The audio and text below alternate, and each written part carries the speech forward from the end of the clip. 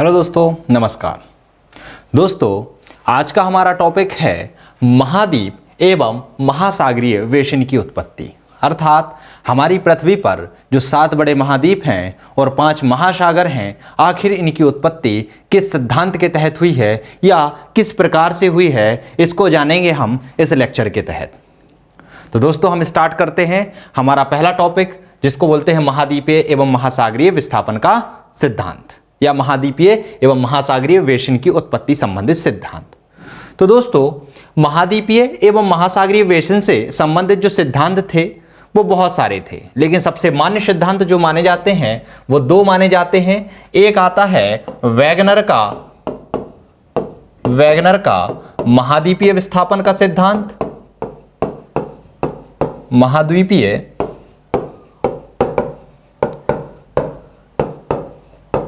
विस्थापन का सिद्धांत, और दूसरा आता है हैरी हेंस का प्लेट विवर्तनिकी सिद्धांत।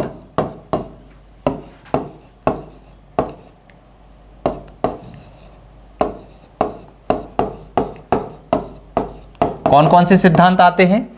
एक आता है वैगनर का महाद्वीपीय विस्थापन का सिद्धांत और दूसरा सिद्धांत है हैरी हेंस का प्लेट विवर्तनिकी सिद्धांत। ये दोनों सिद्धांत ही हमारी पृथ्वी पर महाद्वीपीय और महासागरीय बेसिन की उत्पत्ति को पुष्ट करते हैं या उसकी पुष्टि करते हैं। सबसे पहला जो सिद्धांत था वो दिया था अल्फ्रेड वेगनर ने, जो कि जर्मनी के भूगोलवेत्ता या वैज्ञानिक थे, और इन्होंने यह सिद्धांत प्रस्तुत किया था 1912 ईस्वी में। इसके बाद इस सिद्धांत में कुछ कमियां थीं और उस कमियों को दूर करते हुए अपना नया सिद्धांत प्रस्तुत किया था, और वो किया था हैरी हेंस ने, और ये किया था 1960 में। और इसके साथ ये बताया था कि हमारी पृथ्वी पर जो महाद्वीप हैं और महासागर हैं, आखिर इनकी उत्पत्ति किस तरीके से हुई और किस तरीके से भारत पर मोड़दार पर्वतों का निर्माण हो रहा है। ये जो ज्वालामुखी उत्पन्न होते हैं वो कैसे होते हैं, कहाँ पर होते हैं, कहाँ पर रिफ्ट घाटियों का निर्माण होगा, कहाँ पर भ्रंश घाटियों का निर्माण होगा। तो इन सब की पुष्टि हैरी हेंस के प्लेट विवर्तनिकी सिद्धांत के आधार पर होती है। चलिए हम स्टार्ट करते हैं पहला सिद्धांत, जो कि है अल्फ्रेड वेगनर का महाद्वीपीय विस्थापन का सिद्धांत। तो अल्फ्रेड वेगनर ने महाद्वीपीय विस्थापन के सिद्धांत के तहत महाद्वीपीय विस्थापन के सिद्धांत के तहत वनस्पति विज्ञान या वनस्पति शास्त्र, किसका? वनस्पति शास्त्र और जलवायु शास्त्र तथा भूगर्भ शास्त्र, किन किन का अध्ययन किया? वनस्पति शास्त्र, जलवायु शास्त्र और भूगर्भ शास्त्र। इन सभी के अध्ययन के आधार पर यह निर्णय लिया कि जो हमारी पृथ्वी है उस पर जो 7 महाद्वीप हैं वो पहले कब? वो था कार्बोनिफेरस युग। उन्होंने बोला कि पहले अर्थात कार्बोनिफेरस युग में ये 7 के 7 महाद्वीप आपस में जुड़े हुए थे, अर्थात जुड़कर एक महाभूखंड के रूप में स्थित हुए थे, और जिसे नाम इन्होंने दिया था पेंजिया। क्या कहा इन्होंने? इन्होंने कहा कि कार्बोनिफेरस युग में ये सभी के सभी 7 महाखंड जो थे, जो 7 महाद्वीप हैं, ये पहले अलग अलग ना होकर एक साथ जुड़े हुए थे, और जुड़े होने के कारण एक विशाल भूखंड के रूप में निर्मित थे, और उस विशाल भूखंड को इन्होंने नाम दिया पेंजिया। और जो ये जल वाला क्षेत्र था, ये जल उस पेंजिया के आसपास स्थित हो गया, और आसपास स्थित होने के कारण वो विशाल जल की राशि के रूप में परिवर्तित हो गया, जिसे इन्होंने नाम दिया पैंथालासा। तो इन्होंने क्या बोला कि कार्बोनिफेरस युग में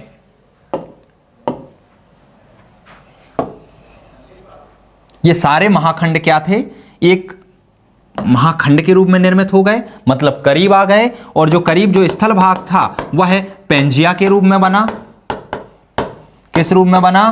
पेंजिया के रूप में बना। क्या बना? पेंजिया के रूप में बना।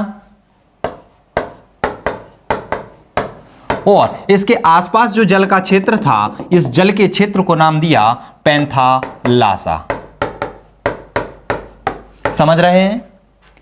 अल्फ्रेड वेगनर जो कि जर्मनी भूगोलवेत्ता थे, उन्होंने कहा कि सभी महाखंड कार्बोनिफेरस युग में एक साथ जुड़े हुए थे, ये सब आपस में जुड़े हुए थे और इनके जुड़ने से एक विशाल भूखंड का निर्माण हुआ और वह भूखंड था पैंजिया।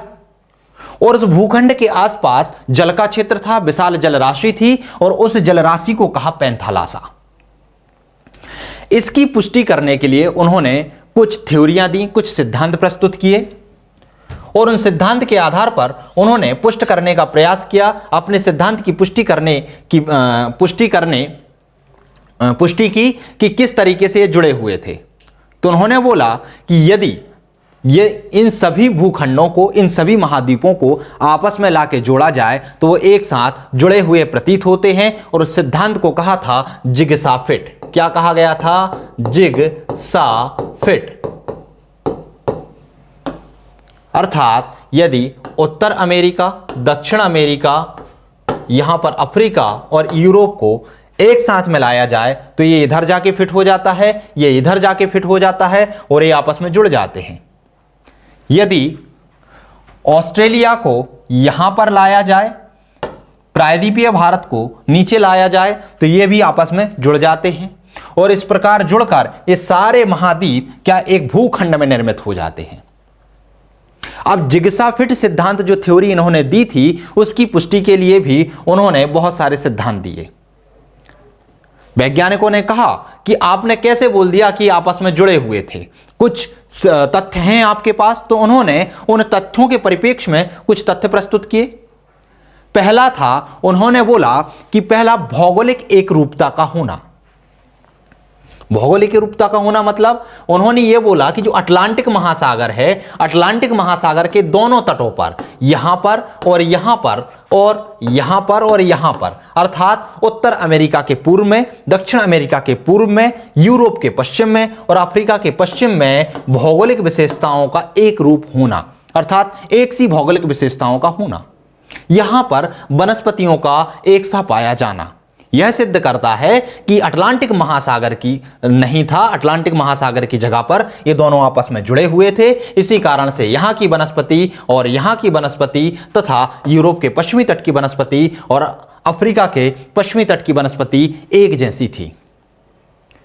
दूसरी पुष्टि के लिए उन्होंने कहा गिलोसेप्टेरिस वनस्पति का होना, अर्थात गिलोसेप्टेरिस वनस्पति जो यहां पर मतलब अफ्रीका, उत्तर अमेरिका, दक्षिण अमेरिका के पूर्वी तट, यूरोप और अफ्रीका के पश्चिमी तट पर पाई जा रही थी, उसका एक रूप होना यहां पर पाई गई है वो। तीसरा सिद्धांत इन्होंने दिया, तीसरी बात कही इन्होंने हिमानी के निक्षेप।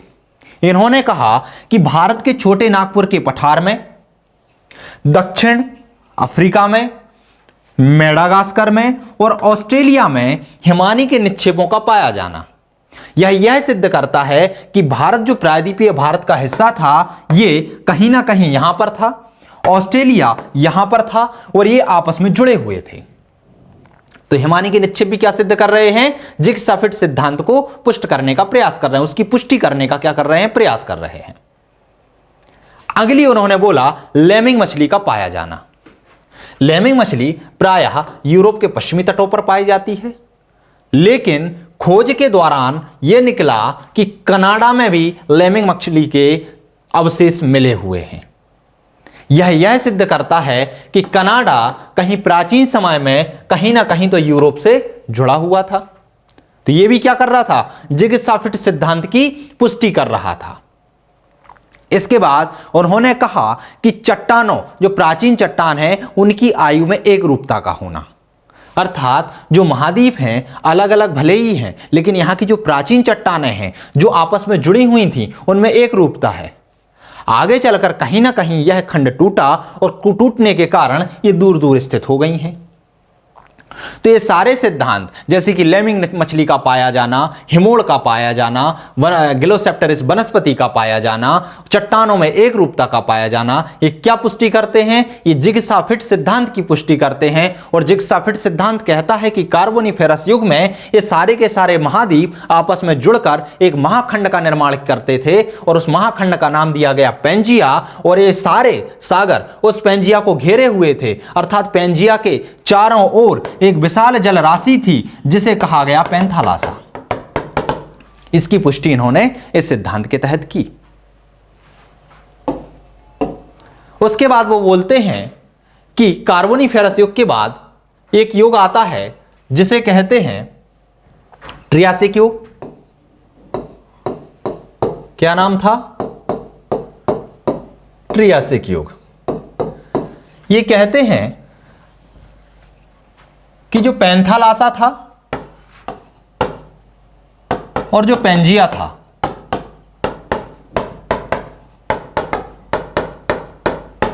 क्या कहते हैं कि जो भूखंड था पैंथालासा और आसपास जो जल की राशि थी पेंजिया, वो कब था? कार्बोनिफेरस युग में। लेकिन जैसे जैसे समय बीतता गया और ट्रियासिक का युग आया तो पेंजिया पर कुछ बल काम कर रहे थे, जैसे कि गुरुत्वाकर्षण बल, उत्प्लावन बल, और इन बलों के कारण इसमें दरार उत्पन्न हुई और यह दो भागों में टूट गया। दरार उत्पन्न होने से क्या हुआ? यह दो भागों में टूट गया। और पेंजिया का विखंडन दो भागों में हुआ तो इसके उत्तरी भाग को अंगारा लैंड नाम दिया गया और जो दक्षिणी भाग था उसे गोंडवाना नाम दिया गया। क्या कहा? कुछ बल थे, गुरुत्वाकर्षण बल थे, उत्प्लावन बल थे, इन बलों के कारण इसमें विखंडन हुआ, यह दो भागों में टूट गया। एक उत्तरीय भाग था, उत्तरी भाग को नाम दिया गया अंगारा लैंड और जो दक्षिणी भाग था उसे कहा गया गोंडवाना लैंड। और जैसे ये टूटा तो यह जल की राशि इसके बीचों बीच यहां पर भर गई और इस जल क्षेत्र को नाम दिया गया टेथिस सागर। क्या नाम दिया गया? टेथिस सागर। ये स्थिति थी ट्रियासिक युग की। ट्रियासिक युग में क्या हुआ? पेंजिया का विखंडन अंगारा लैंड गोंडवाना लैंड में हुआ और बीच में टेथिस सागर का निर्माण हुआ। इन्होंने कहा धीरे धीरे समय बीतता गया और समय बीतने के साथ युग आता है जुरैसिक का। कौन सा युग आता है? जुरैसिक युग। और जुरैसिक युग में ये बल तो काम कर रहे थे और बल के काम करने के कारण जो अंगारा लैंड था और गोंडवाना लैंड था, इनमें फिर से विखंडन चालू हुए और यह अंगारा लैंड टूटकर उत्तर अमेरिका और यूरेशिया में विभक्त हो गया। मतलब जो महाद्वीप में उत्तर अमेरिका वाला हिस्सा है और जो यूरेशिया अर्थात यूरोप और एशिया वाला हिस्सा है उसका निर्माण किससे हुआ था? अंगारा लैंड से हुआ। और गोंडवाना लैंड से टूटकर दक्षिण अमेरिका, अफ्रीका, प्रायद्वीप भारत तथा ऑस्ट्रेलिया का निर्माण हुआ। क्या हो रहा था? अंगारा लैंड से टूट के क्या क्या बना? उत्तर अमेरिका बना और यूरेशिया बना तथा गोंडवाना लैंड से टूटकर दक्षिण अमेरिका, अफ्रीका, प्रायद्वीप भारत और ऑस्ट्रेलिया बना। और यही कारण था कि यहां पर वनस्पति की एकता पाई गई थी कनाडा में और यूरोप में। और यही कारण था कि लेमिंग मछली जो है वो अफ्रीका, प्रायद्वीप भारत, ऑस्ट्रेलिया में पाई गई थी तथा लेमिंग मछली नहीं, यहां पर हिमोड़ पाए गए थे। लेमिंग मछली यहां पर पाई गई थी और गिलोसेप्टेरिस जो वनस्पति थी वो कहां पर? यहां पर और यहां पर पाई गई थी, इन तटों पर पाई गई थी। इन्होंने कहा ये महाद्वीप विखंडन होने के बाद ये प्रक्रिया रुकी नहीं, अब ये महाद्वीप एक दूसरे से दूरी की ओर चलने लगे और दूरी की ओर चलने के कारण हुआ क्या?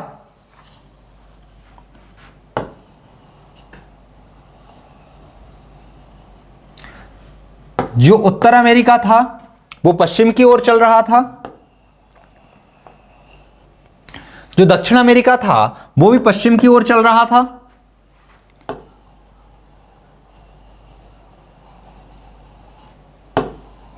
यूरोप था वो पूर्व की ओर चल रहा था, और यदि हम अफ्रीका की बात करते हैं, अफ्रीका ये उत्तर पूर्व की ओर चल रहा था। और इनके खिसकने के कारण यहां पर एक एस आकार के सागर की उत्पत्ति होती है जिसे कहा गया अटलांटिक सागर। क्या कहा गया? अटलांटिक सागर। मतलब अटलांटिक सागर की उत्पत्ति कैसे हुई? इन्होंने कहा कि ये विखंडन की प्रक्रिया चल रही थी और ये महाखंड अब क्या हो रहे थे, एक दूसरे से दूरी की ओर खिसक रहे थे। ऐसे ही जब उत्तर अमेरिका और दक्षिण अमेरिका पश्चिम की ओर खिसके और यूरोप तथा अफ्रीका पूर्व की ओर खिसके, तो वहां बीच में एक जलराशि का क्षेत्र बना और उस जलराशि से क्या बना? आपका अटलांटिक महासागर बना।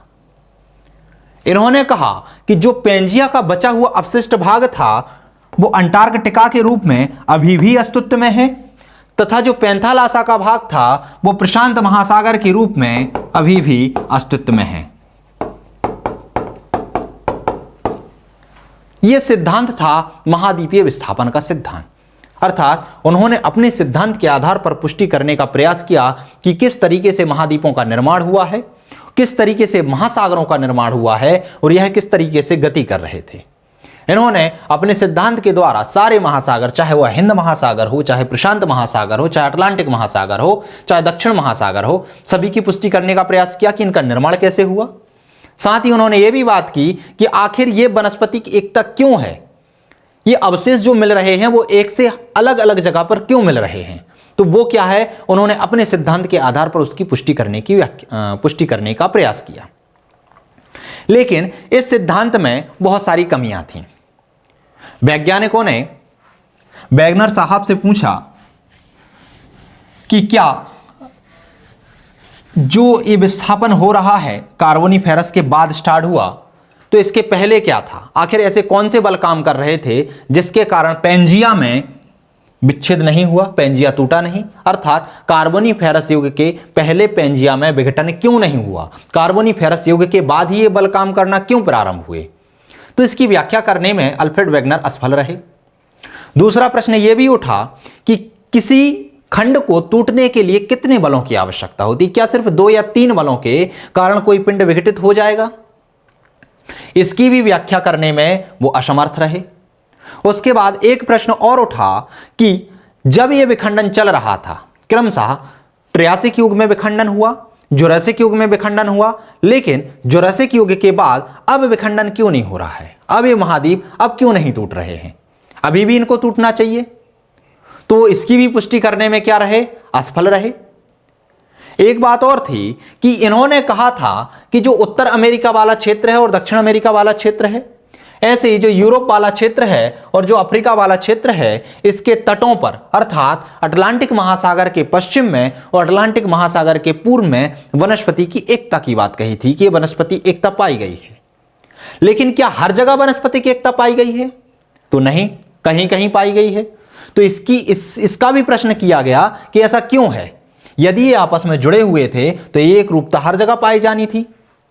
इसकी पुष्टि करने में भी अल्फ्रेड वेगनर क्या रहे? असफल सिद्ध हुए। काल आया 1960 का और एक फिर भूगोलवेत्ता ने जन्म लिया और वो भूगोलवेत्ता थे हैरी हेंस। उन्होंने महाद्वीपीय विस्थापन के सिद्धांत से शिक्षा लेते हुए, उसको आधार बनाते हुए, उसकी कमियों को दूर करते हुए अपना एक सिद्धांत प्रस्तुत किया जिसे कहते हैं प्लेट विवर्तनिकी सिद्धांत। क्या कहते हैं? प्लेट विवर्तनिकी सिद्धांत।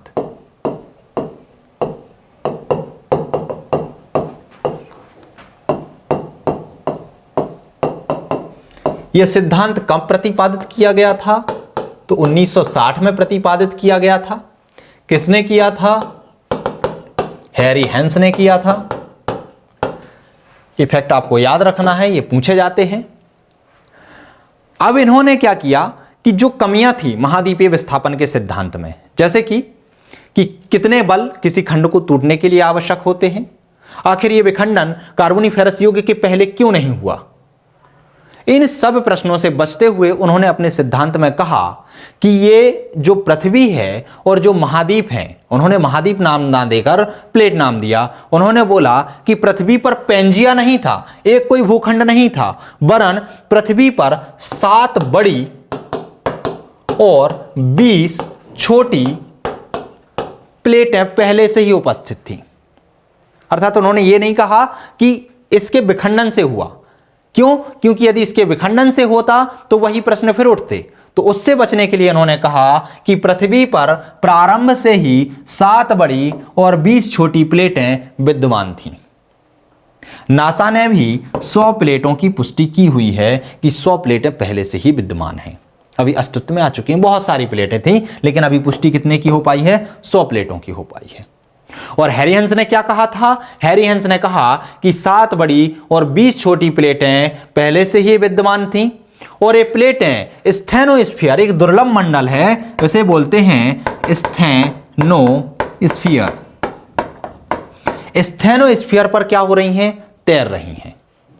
और उनके तैरने के कारण ही महासागरों की और महाद्वीपों की उत्पत्ति हुई, और उसी के चलने के कारण यहां पर जो पृथ्वी है वहां पर पर्वतों का, भ्रंश घाटियों का, ज्वालामुखियों का निर्माण हुआ। कैसे हुआ समझने का प्रयास करते हैं। तो हैरी हंस बोलते हैं कि पृथ्वी पर 7 बड़ी प्लेटें, कौन कौन सी 7 बड़ी प्लेटें? नाम देख लेते हैं हम।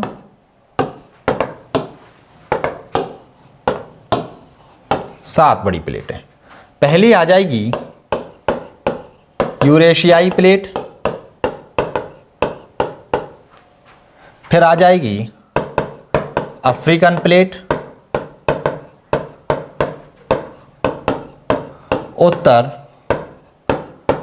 अमेरिका प्लेट, ऐसी आ जाएगी दक्षिण अमेरिका प्लेट, एक आ जाएगी इंडो ऑस्ट्रेलियाई प्लेट,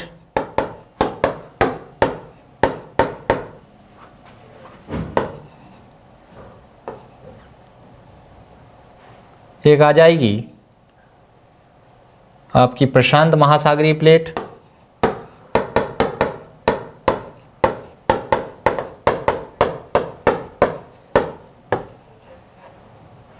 प्रशांत महासागरीय,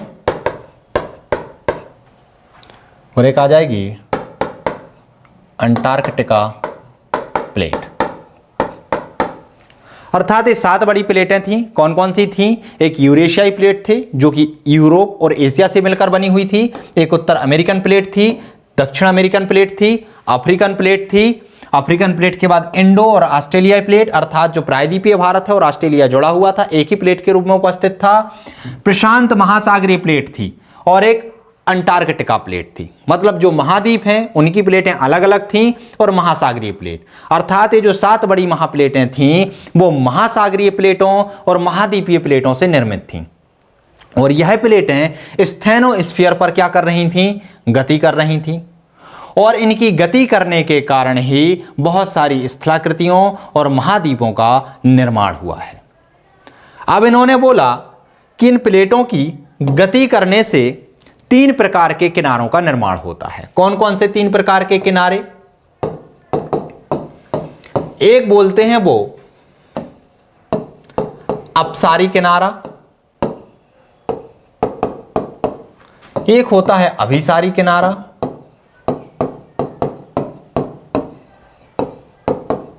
एक होता है संरक्षी किनारा। कौन से किनारे होते हैं? एक होता है अपसारी किनारा, एक होता है अभिसारी किनारा, और एक होता है संरक्षी किनारा। अपसारी किनारे को संरचनात्मक किनारा भी बोलते हैं या रचनात्मक किनारा भी बोलते हैं। क्या बोला जाता है इसे? रचनात्मक किनारा। अभिसारी किनारे को विनाशात्मक किनारा बोला जाता है। विनाशात्मक किनारा। और संरक्षी किनारे को संरक्षी किनारा बोला जाता है। क्लियर है। और एक किनारों का निर्माण क्यों हो रहा है? इन प्लेटों के संचलन के कारण हो रहा है। ये प्लेटें जब स्टेनोस्फीयर पर चल रही हैं तो उनके कारण इन प्लेटों का निर्माण हो रहा है। हैरी हंस कहते हैं कि जब दो प्लेटें एक दूसरे से दूरी की ओर गति करती हैं, क्या करती हैं?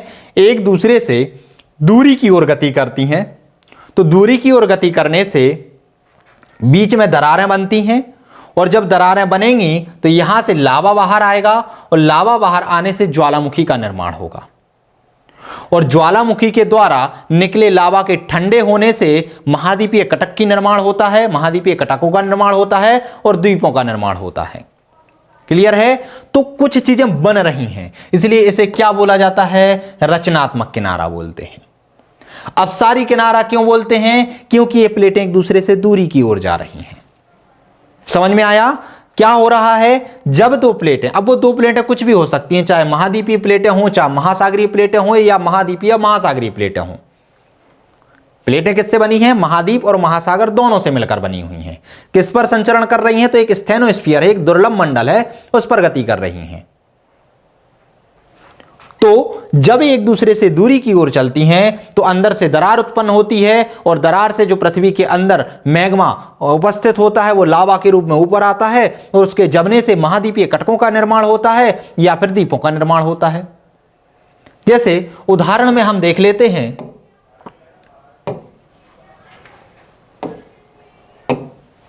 यहां पर आपको दिख रहा है कि ये उत्तर अमेरिका है, ये दक्षिण अमेरिका है, ये यूरोप है और ये अफ्रीका है।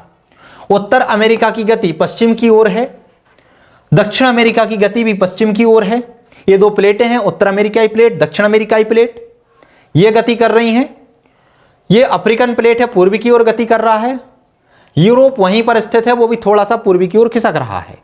तो यानी कि खिसकने के कारण यहां पर दरारें उत्पन्न हुई, और दरार उत्पन्न होने से ज्वालामुखी उत्पन्न हुए, और ज्वालामुखी से लावा बाहर आया, और लावा के जमने से मध्य अटलांटिक कटक, जो अटलांटिक महासागर में है, वो मध्य अटलांटिक कटक का निर्माण हुआ।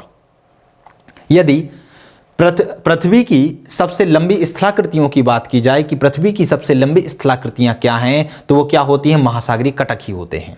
यदि वन लाइन फैक्ट में या प्रारंभिक परीक्षा में पूछ लिया जाए कि पृथ्वी की सबसे लंबी स्थलाकृतियां क्या हैं, तो आप पर्वत पठार पे मत जाना, ये जो आपके कटक होते हैं वही सबसे लंबी स्थलाकृतियां होती हैं। क्योंकि जो मध्य अटलांटिक कटक है उसकी लंबाई देखी जाए तो रॉकीज पर्वत और एंडीज पर्वत से ज्यादा है।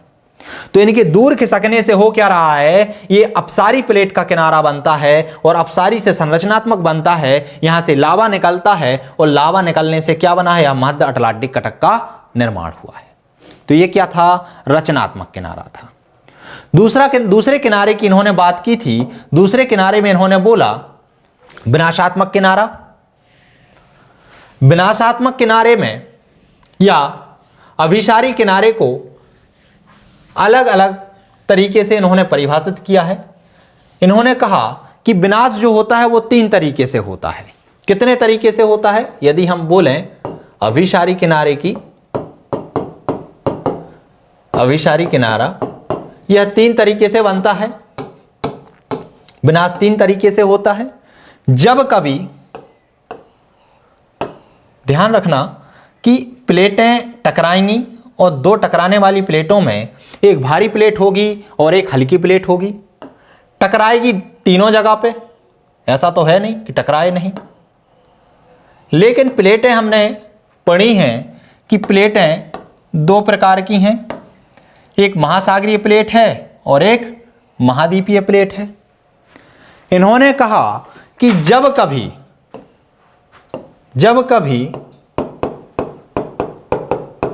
महासागरीय प्लेट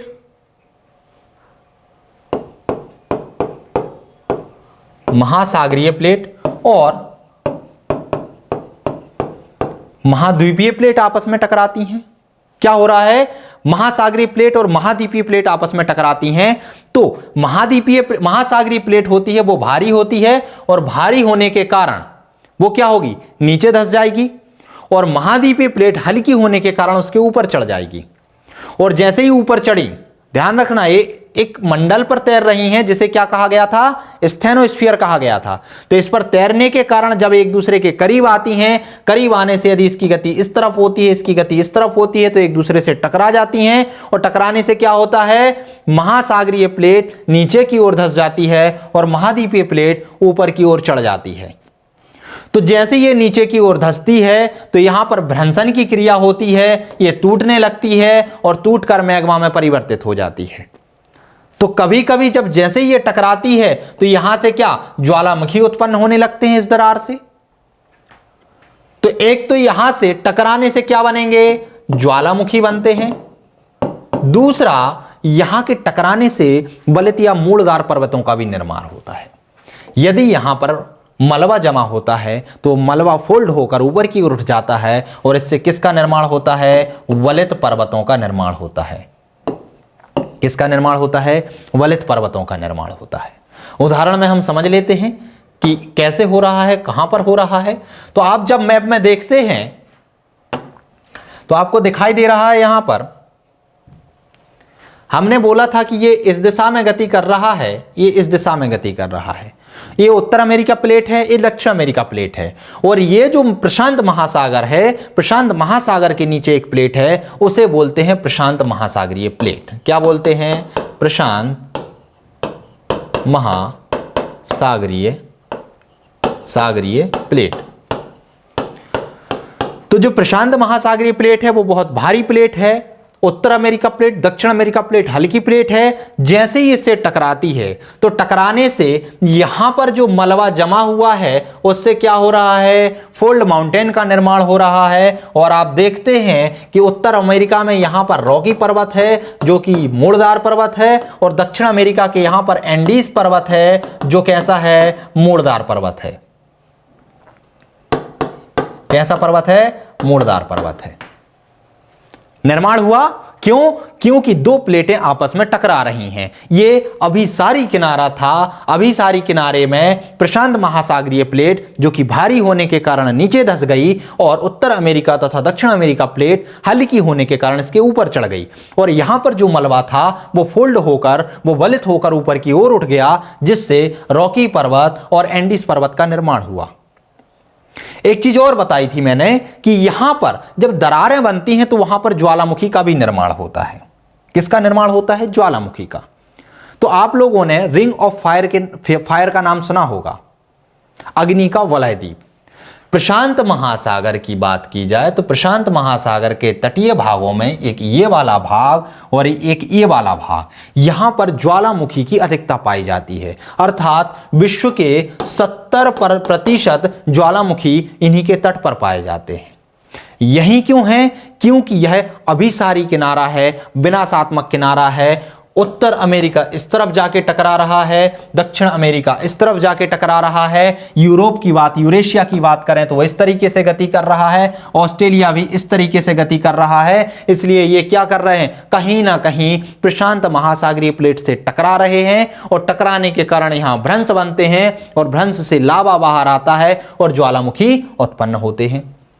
यही कारण है कि प्रशांत महासागर के चारों ओर ज्वालामुखियों का एक वलय पाया जाता है, एक रिंग पाया जाता है, जिसे अग्निद्वीप के नाम से जाना जाता है। क्लियर हुआ कि यहां पर फोल्ड माउंटेन क्यों बन रहे हैं और यहां पर ज्वालामुखी क्यों हैं, क्योंकि यह किनारा कैसा है, अभिसारी किनारा है। और अभिसारी किनारा में भी कौन सा अभिसारी किनारा है, महाद्वीपीय और महासागरीय प्लेटों का है, जहां पर एक महाद्वीपीय हल्की प्लेट और महासागरीय भारी प्लेट आपस में टकरा रही है। आगे बढ़ते हैं,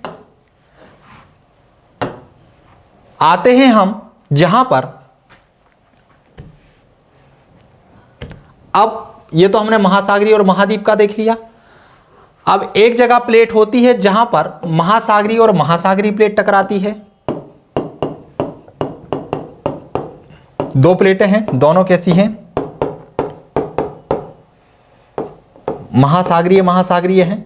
तो जब दोनों प्लेटें आपस में टकराएंगी तो वहां पर भी क्या होता है, वहां पर भी भ्रंशन बनेगा, ज्वालामुखी निकलेंगे, और ज्वालामुखी और भ्रंशन से क्या होता है, वहां पर भी द्वीपों का निर्माण होता है या फिर सागरीय पर्वतों का निर्माण होता है। इसमें क्या होगा कि जो प्लेट भारी होगी, जो महासागरीय प्लेट भारी होगी वो नीचे धंस जाएगी और जो महासागरीय प्लेट हल्की होगी वो ऊपर की ओर उठ जाएगी। क्लियर है? विनाश दोनों में तय है, इसमें भी विनाश होगा, इसमें भी विनाश होगा। विनाश की एक प्रक्रिया और है जिसमें वो बोलते हैं कि महाद्वीपीय और महाद्वीपीय प्लेट आपस में टकरा रही हैं।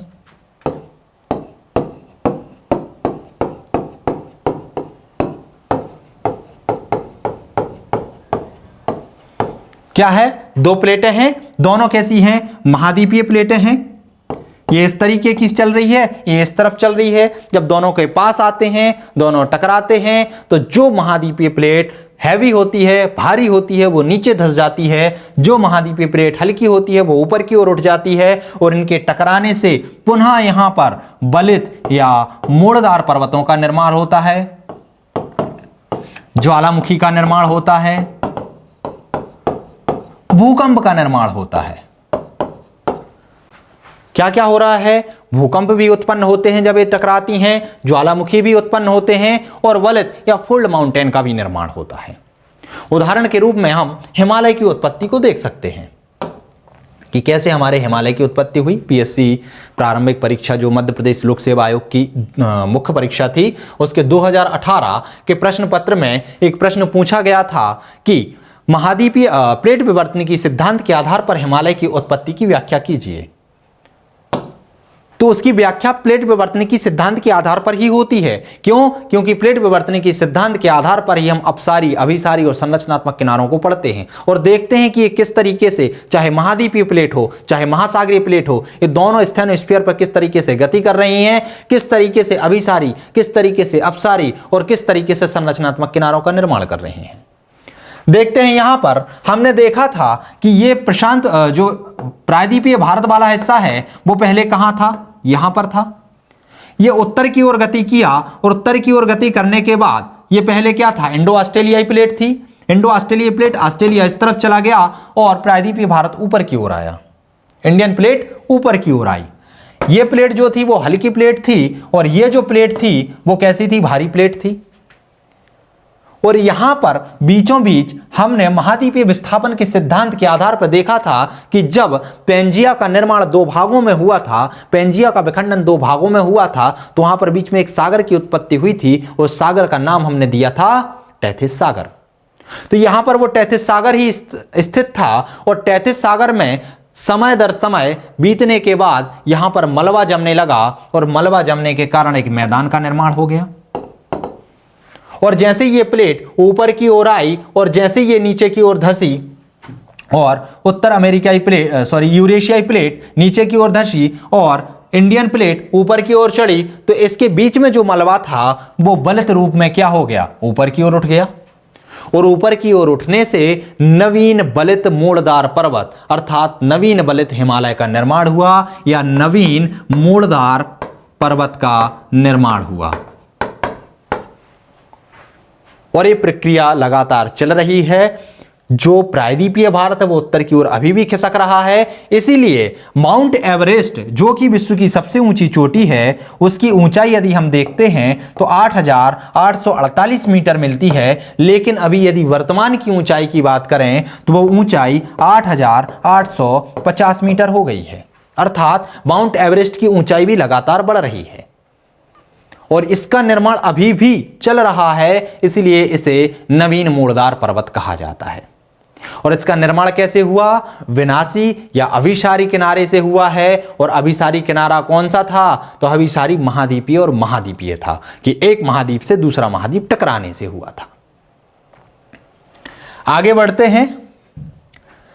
एक किनारा था हमारा, उसे बोलते हैं संरक्षी किनारा। क्या कहा जाता है? संरक्षी किनारा। ये तीनों हमने देख लिए।